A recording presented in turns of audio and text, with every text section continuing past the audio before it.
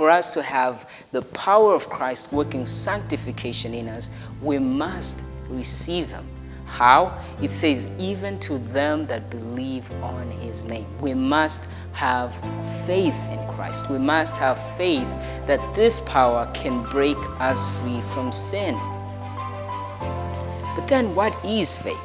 In the book Education 253, the first paragraph read that faith is trusting God, believing that he loves us and knows what is best for our good. Thus, instead of our own way, it leads us to do what? To choose his way. After that definition, does faith sound like something we just have in our hearts alone? Or is it something we ought to apply each and every day of our lives?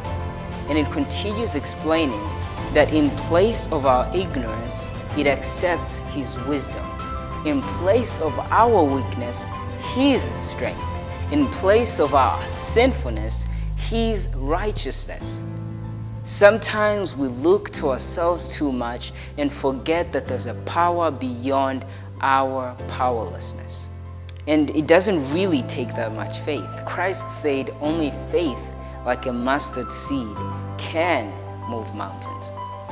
In A Call to Stand Apart, page 56, we read that the spirit that possessed Daniel, the youth of today may have.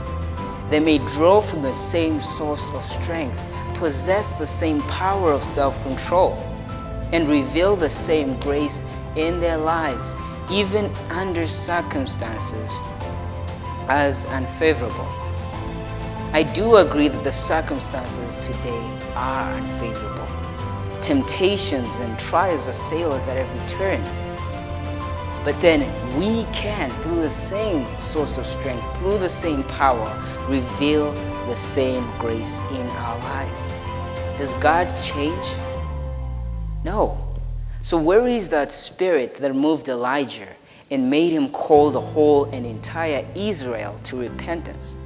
Where is the spirit that moved Joseph to be a blessing to the world? Where is the spirit that caused Paul to not be ashamed of the gospel of Christ? God is still the same. It's still the same spirit. But then we will not be imbued with the spirit unless we are prepared and sanctified for this work. God is willing to give us his Holy Spirit. He's willing to truly imbue us with his power. But if we are not faithful with the least things that he has given us, he'll never entrust us to be faithful with much. Christ is calling you today. He's calling me today.